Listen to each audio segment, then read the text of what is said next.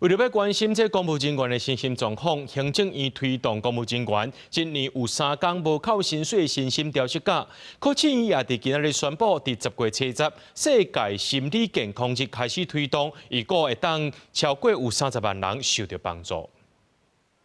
伫办公室处理一大堆的公文，公务员有工课压力，也有民意代表来压力，各有民众定情的压力。根据新北市政府的统计，有60个的公务员认为工课已经加做主要的压力来源，这也让政府开始注重公务人员的身心健康。行政院伫去年提出要增加公务人员的身心调息假，科技院完成修改公务员的请假规则，宣布伫今年10月70正式实施，预估有超过30万人受惠。 身心调试假，我们这个是新增的，每年3天。那这个不需要有相关的证明，它的目的主要就是要友善公部门的职场环境，降低身心疾病的风险。 科技院指出，照新制规定，公务人员一档会有3天的身心调息假，免附证明，机关也袂当拒绝，而且会当以点钟来请假。有劳团发现，目前台湾的学生公务人员拢有身心调息假，就剩劳工无这款假。